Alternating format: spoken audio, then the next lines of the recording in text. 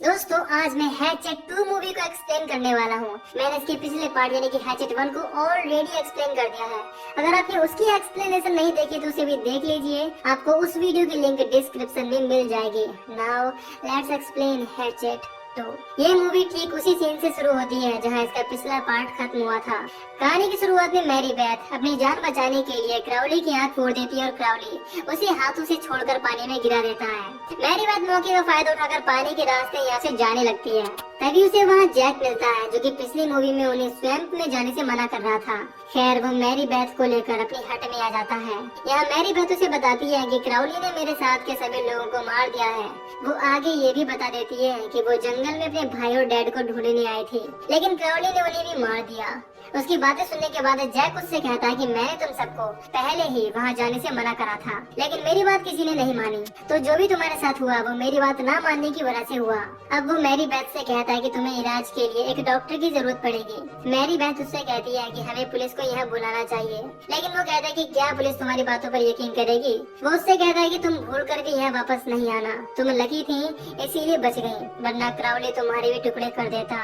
इसके बाद जैक उससे उसका पूरा नाम पूछने लगता है। इस पर वो उसे अपना नाम मैरी बेथ डंस्टन बताती है। डंस्टन नाम सुनकर जैक काफी शॉक हो जाता है। फिर वो उसके डैड का नाम पूछने लगता है। उसे पता चल जाता है कि वो सैमसन की बेटी है। इसके बाद वो जल्दी से मैरी बेथ को यहाँ से जाने को बोलता है और कहता है कि अगर वो यहाँ से नहीं गई तो वो उसे मार देगा।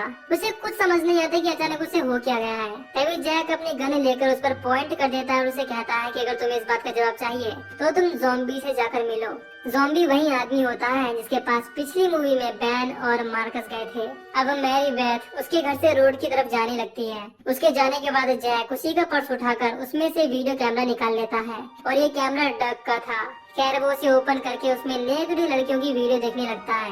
तभी वहाँ क्राउली आ जाता है और उसके पेट में हाथ डालकर उसकी आंखें बाहर निकाल देता है। जैक उससे बचने की काफी कोशिश करता है, लेकिन वो उसे भागने का मौका ही नहीं देता। इसके बाद क्राउली उसकी ही हाथों को उसके गले में फंसाकर उसके सर को धड़ से अलग कर देता है। इससे जैक भी बेरहमी से मारा जाता है। इधर मैरी बेथ उसे जंगल से बाहर निकल आती है और ज़ॉम्बी का घर ढूंढने लगती है। कुछ टाइम में उसे उसका घर मिल जाता है, लेकिन ज़ॉम्बी उससे कहता है कि वो बाद में आकर उससे मिले। तब मैरी बेथ उससे कहती है कि मुझे तुमसे अभी बात करनी है। इसके बाद ज़ॉम्बी उसे अंदर ले लेता है और उससे सारी बातें पूछने लगता है। तब मैरी बेथ उसे कल वाले हादसे की पूरी बातें बता देती है। वो उसे ये भी बता देती है कि बोट का ड्राइवर शॉन भी मारा गया। इसके बारे में सुनकर उसे बुरा लगता है, क्योंकि वो ज़ॉम्बी के लिए ही काम करता था और वो बोट भी उसी की ही थी। अब मैरी बेथ अपने डैड का नाम उसे बताती है और पूछती है कि वो उनके बारे में क्या जानता है। तब वो उसे एक कहानी बताने लगता है। वो बताता है कि काफी साल पहले थॉमस क्राउली नाम का एक आदमी अपनी वाइफ शियान के साथ उस जंगल में रहता था और उनका कोई बच्चा भी नहीं था। शियान काफी ज्यादा बीमार रहती थी, यानी उसे स्टमक कैंसर था और ये बीमारी धीरे धीरे उसे खा रही थी। खैर शियान की देखभाल के लिए एक नर्स लेना उनके साथ रहती थी, लेकिन टाइम के साथ थॉमस और लेना के बीच नजदीकियां बढ़ने लगी। थॉमस न चाहते हुए भी अपनी वाइफ को धोखा दे रहा था। काफी दिन तक दोनों ने अपने अफेयर को सबसे छिपा कर रखा और एक दिन दोनों से मरा समझकर किस करने लगते हैं। इसी बीच उन दोनों को सियान देख लेती है और लेना के होने वाले बच्चे को कर्ज देकर मर जाती है। कुछ महीनों बाद दिन आ जाता है जब उनका बेबी पैदा होने वाला था, लेकिन पैदा होने के बाद उनका बच्चा इतना बदसूरत था जिसे देखकर लेना वहीं अपना दम तोड़ देती है। और थॉमस भी क्राउली से नफरत करता था, लेकिन वक्त गुजरने के साथ वो उससे प्यार भी करने लगा। थॉमस अपने बेटे को सबसे छिपाकर घर में ही रखता था। अब हेलोवीन की रात आती है और 3 बच्चों की शरारत से घर में आग लग जाती है। थॉमस उसे बचाने की काफी कोशिश करता है, लेकिन इन सब में क्राउली मारा जाता है। अगले दिन थॉमस उन बच्चों के घर पर जाता है, लेकिन उसका कोई फायदा नहीं था। उन बच्चों के पेरेंट्स नहीं मानते कि उनके बच्चों ने ऐसा किया है और कुछ साल गुजरने के बाद थॉमस भी अपने बेटे के दुख में मर जाता है। और तभी से जंगल में क्राउली अपने डैड को ढूंढता फिरता रहता है और उसके बीच में जो कोई भी आता है वो उसे बेरहमी से मार देता है। ये सब सुनने के बाद मैरी बेथ पूछती है कि इन सब में मेरे डैड का क्या रोल है। तब ज़ॉम्बी बताता है कि उन 3 बच्चों में से एक उसके डैड भी थे, जिसकी वजह से क्राउली मारा गया था। इसके बाद वो उससे कहती है कि तुम इस बारे में जानकर भी लोगों को स्वयं में भेजते हो और पैसा कमाते हो। इस पर वो बताता है कि पिछले 2 महीने से मैं टोर को चला रहा था बिना किसी चिंता के, लेकिन केवल कल रात ही ये सब हुआ।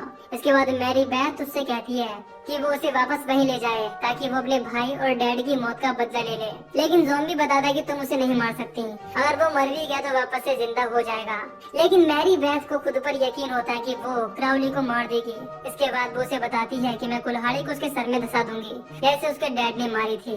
उसकी बातें सुनने के बाद ज़ॉम्बी वहाँ चलने के लिए तैयार हो जाता है और साथ ही अपनी कुछ कंडीशन भी उसके सामने रखता है। वो कहता है कि हमें कुछ गन्स और कुछ एक्सपर्ट हंटर की जरूरत पड़ेगी जो कि क्राउली का सामना कर सके। वो आगे ये भी बताता है कि उन्हें साथ में ले जाने के लिए मैरी बेथ के किसी और फैमिली मेंबर की जरूरत पड़ेगी। लेकिन वो बताती है कि उसकी फैमिली में से अब कोई जिंदा नहीं है। ये सुनकर ज़ॉम्बी डील को कैंसिल करने की बात करता है। तब वो बताती है कि उसके एक अंकल हैं जिन्हें वो अपने साथ ला सकती है। खैर अब ज़ॉम्बी उसे रात में 2 बजे आने का कहता है और इसके बाद मैरी बेथ वहाँ से चली जाती है। उसके जाने के बाद ज़ॉम्बी शॉन के भाई जस्टिन को बुलाता है और उसे एक्सपर्ट हंटर और फिशरमैन को इकट्ठा करने को कहता है। इसी बीच वो एक आदमी ट्रेंट को स्पेशल इनवाइट करके बुलाने को कहता है, लेकिन ज़ॉम्बी जस्टिन को उसके भाई के बारे में नहीं बताता कि वो मर गया है। दूसरी तरफ मैरी बेथ अपने अंकल बॉब के पास जाकर उन्हें सारी बात बता देती है कि उसके भाई और डैड अब दुनिया में नहीं रहे। ये सुनकर उसका अंकल दुखी होता है और कहता है कि तुम्हारे डैड एक अच्छे इंसान थे और मेरे सबसे अच्छे दोस्त भी। इसके बाद मैरी बेथ उसे क्राउली के बारे में बताने लगती है, जिस पर वो कहता है कि ये सब झूठी बातें हैं। लेकिन वो कहती है कि मैंने उसे अपनी आंखों से देखा है और उसने मेरे सामने सब लोगों को मार दिया था। उसका अंकल कहता है कि हमें इस बारे में पुलिस को बताना चाहिए, लेकिन वो कहती है कि वो उसके साथ एक बार स्वयं तो चले, जिससे पता लग जाएगा कि क्राउली असली है या नहीं। उसकी बातें सुनकर बॉब चलने को तैयार हो जाता है। अब दोपहर में ही मैरी बेथ ज़ॉम्बी के पास जाती है जहाँ काफी सारे हंटर्स आए हुए थे। यहाँ ट्रेंट भी पहुँच जाता है जिसे स्पेशल ज़ॉम्बी ने बुलाया था। इसके बाद ज़ॉम्बी उनके सामने आता है और $500 का एक ऑफर रखता है, इसमें उन्हें केवल उसकी बोट को वापस लाना होगा। आगे वो बताता है कि इसी बीच उन्हें विक्टर क्राउली का शिकार भी करना पड़ सकता है। अब क्राउली का नाम सुनने के बाद ही काफी हंटर वहाँ से जाने लगते हैं और ट्रेंट भी जाने लगता है। ज़ॉम्बी ट्रेंट को रोकने लगता है और डबल पैसों का लालच देकर उसे रोक लेता है। अब वो सबसे कहता है कि अगर वो विक्टर क्राउली को सर लेकर आएंगे तो उन्हें वो $5000 देगा, जो कि काफी बड़ी रकम थी। इसके बाद वो सब पूरी तैयारी करके स्वाम्प के लिए निकल जाते हैं। जॉन भी जानता था कि ये सब खतरे की तरफ जा रहे हैं, लेकिन वो किसी को साथ ले जाने से नहीं रोकता। अब काफी आगे जाने पर उन्हें सोन वाली बोट का साइन बोर्ड मिल जाता है। एक वैनम नाम का हंटर उन्हें अपनी बातों से परेशान करने लगता है, इस पर ज़ॉम्बी उससे कहता है कि वो सिर्फ अपनी आंखें खुली रखे, न कि मुंह। कुछ टाइम बाद वो स्वाम्प में पहुंच जाती है और मैरी बेथ यहाँ क्राउली का घर ढूंढने लगती है ताकि वो अपने भाई और डैड की बॉडी यहाँ से ले जाए। उन्हें ढूंढते ढूंढते रात हो जाती है, लेकिन उसका घर अभी तक नहीं मिला था। अब ज़ॉम्बी सबसे कहता है कि वो अलग अलग ग्रुप्स में डिवाइड होकर घर को ढूंढेंगे और अगर किसी को क्राउली मिल जाए तो वो उसे शूट करके मार दे। आगे वो अपना ऑफर फिर से दोहराता है कि क्राउली का सर लाने वाले को $5000 मिलेंगे। इसके बाद zombie, Mary Beth, Bob, Justin और ट्रेंट एक तरफ चले जाते हैं और बाकी के 6 हंटर दूसरी तरफ। बचे हुए 6 हंटर घर को नहीं ढूंढते और अपनी मौज मस्ती में लग जाते हैं। उनमें से 2 हंटर नदी के पास आकर एलिगेटर का शिकार करने लगते हैं। उन्हें लगता है कि क्राउली एक झूठी कहानी है और कुछ नहीं, लेकिन उन्हें क्राउली की आवाज सुनाई देने लगती है, जो कि पिछली मूवी की तरह अपने डैड को आवाज लगा रहा था। दोनों को लगता है कि शायद कोई उनके साथ मजाक कर रहा है, लेकिन जब उनमें से एक हंटर झाड़ियों की तरफ आगे बढ़ता है तभी वहाँ से क्राउली निकलकर उस पर अटैक कर देता है और अपनी कुल्हाड़ी से उसके सर को काटकर उसे मार देता है। अब दूसरा हंटर ये देखकर घबरा जाता है और यहाँ से भागकर बोट के पास आ जाता है। इधर जस्टिन ज़ॉम्बी से पूछने लगता है कि असल में यहाँ चल क्या रहा है और सब लोगों के पास गन्स क्यों है। अगर वो बोट लेने ही आए हैं तो गन्स की क्या जरूरत है। असल में जस्टिन को क्राउली के बारे में ठीक से पता नहीं होता। अब ज़ॉम्बी उसे बताता है कि मैरी बेथ ने जो भी कहा है वो सब सच है। इसी बीच ज़ॉम्बी उसे बताता है कि ट्रेंट और बॉब बचे हुए वो दोनों लोग हैं जिनकी वजह से क्राउली की मौत हुई थी। ज़ॉम्बी का सोचना था कि अगर क्राउली हम दोनों को मार देगा तो उसका बदला पूरा हो जाएगा। दूसरी तरफ वो हंटर बोट को स्टार्ट करके यहाँ से निकलने लगता है, लेकिन तभी वहाँ क्राउली आ जाता है और उन्हें पानी में खींच लेता है और बाद में उसके सर को बोट वाले फैन में धंसाकर उसे मार देता है। वहीं दूसरी तरफ 2 हंटर एवरी और उसका बॉयफ्रेंड लेटन जंगल में बैठकर बातें करने लगते हैं। इसके बाद वो एक दूसरे के साथ इंटीमेट भी होने लगते हैं, लेकिन कुछ टाइम बाद यहाँ क्राउली आ जाता है और उस लड़के के सर को काटकर अलग कर देता है और बाद में एवरी की बॉडी के 2 टुकड़े करके उसे भी मार डालता है। इधर मैरी बेथ को क्राउली का घर मिल जाता है, लेकिन जब वो अंदर जाकर चेक करती है तो वहाँ उसे अपने भाई और डैडी की डेड बॉडी नहीं मिलती। इसके बाद वो ये देख कर रोने लगती है।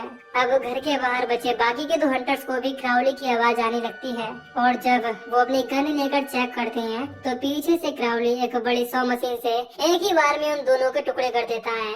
दोनों के चिल्लाने की आवाज सुनकर घर में मौजूद बाकी के सब लोग घबरा जाते हैं। इसी बीच मैरी बेथ जस्टिन को बता देती है कि उसका भाई शॉन अब जिंदा नहीं है। ये सुनकर जस्टिन ज़ॉम्बी पर गुस्सा होने लगता है क्योंकि उसी ने उससे ये बात अब तक छिपाई थी। ज़ॉम्बी उसे चुप कराता है और शांत रहने को कहता है। अब बॉब मैरी बेथ से कहता है कि वो जाकर दूसरे रूम में छिप जाए। इसके बाद जस्टिन उसे लेकर एक कमरे में आ जाता है। इसी बीच वो मैरी बेथ को सच बता देता है कि ज़ॉम्बी का क्या प्लान है, यानी बॉब को क्राउली के हाथों मरवाने का। ये सुनकर वो जल्दी से बॉब को बचाने के लिए उसकी तरफ चली जाती है। फिर जस्टिन दरवाजे को अच्छे से बंद करने के लिए उसके पास एक चेयर लगा देता है, लेकिन उसे नहीं पता होता कि क्राउली उसके पीछे ही है।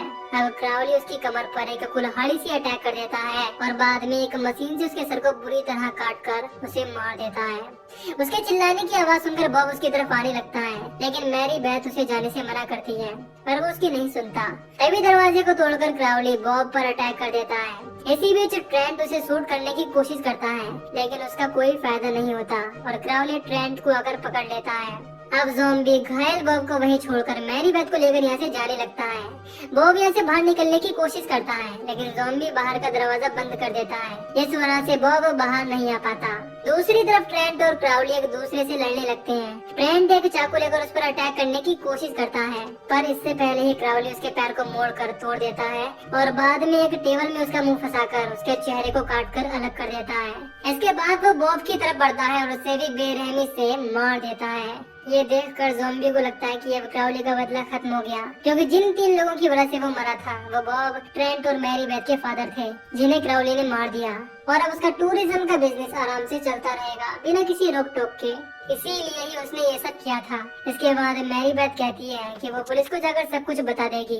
इसके बाद ज़ॉम्बी उस पर गन पॉइंट कर लेता है। अब मैरी बेथ रिवील करती है कि बॉब उसके असली अंकल नहीं थे, बल्कि उसके फादर के एक अच्छे दोस्त थे, यानी उसके असली अंकल काफी टाइम पहले ही मर चुके थे। इसी बीच घर के अंदर से क्राउली बाहर आता है और ज़ॉम्बी को पकड़ लेता है। ज़ॉम्बी भी उसे मारने की कोशिश करता है, लेकिन क्राउली उसके पेट पर कुल्हाड़ी से अटैक करने लगता है। वो उसकी बॉडी के भी 2 टुकड़े कर देता है और बाद में उसकी बॉडी पर से स्किन उतार कर उसे फेंक देता है। तभी मैरी बेथ कुल्हाड़ी लेकर क्राउली के सर में मार देती है। वो बार बार उसी कुल्हाड़ी से उसके चेहरे पर अटैक करने लगती है। इसकी वजह से उसका चेहरा बुरी तरह खराब हो जाता है। इसी बीच हम देखते हैं कि क्राउली अभी मरा नहीं था और वो अपने हाथों के फिंगर्स को भी मूव कर रहा था।